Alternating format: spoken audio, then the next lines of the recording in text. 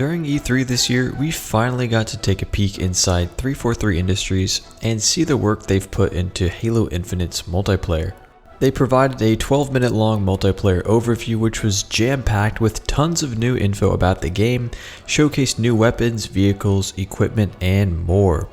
But one small detail in that presentation resonated with me more than anything else, and I think it's something that will drastically change Halo's multiplayer forever and the flow of competitive matches.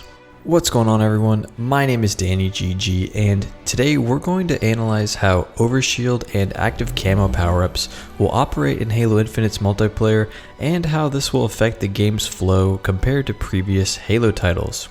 So without hesitation, let's get right into this.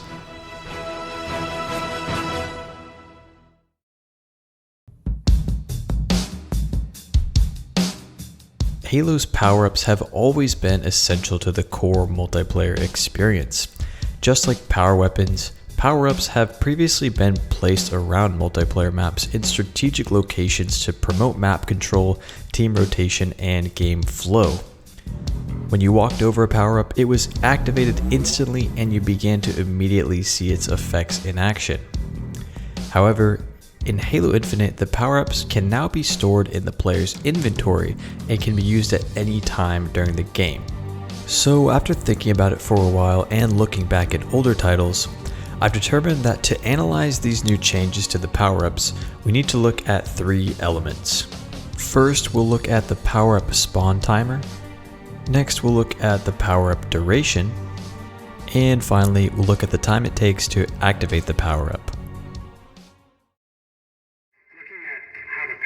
Like your classic power-ups like the Overshield and the active camouflage. For this title, what we're looking at, what we're excited for, is you pick that up and you choose when you activate it. It goes into your inventory. If you haven't used it and someone kills you in multiplayer, you drop that Overshield and then they can take it, use it for themselves. That to me is very legacy, but we took the equipment side of it and modernized it.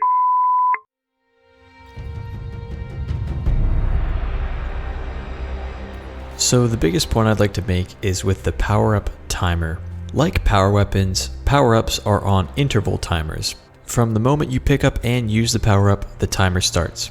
An example is in Halo 5, from the moment it's used, you have exactly 2 minutes, and you know from that moment, you can subtract 2 minutes from the game clock and the power-up will be up again. So if you have the power-up, you basically are in control of the timer now. You could pop the power-up whenever you want and control the clock without the other team having any idea. So you can see how this can all start to be problematic, right? With the power-up holder having all of the control and knowledge over the power-up timer, this could lead to snowballing in matches as well as hinder map flow. In a match of Halo 5, those 2-minute intervals were usually critical moments where engagements would happen as both teams would fight over power-ups placed around the map. Even if the other team grabbed the power-up from spawn, you could at least estimate the next spawn time even if you didn't see the exact second where they picked it up. This segues into the next point, which is power-up duration and spawn interval.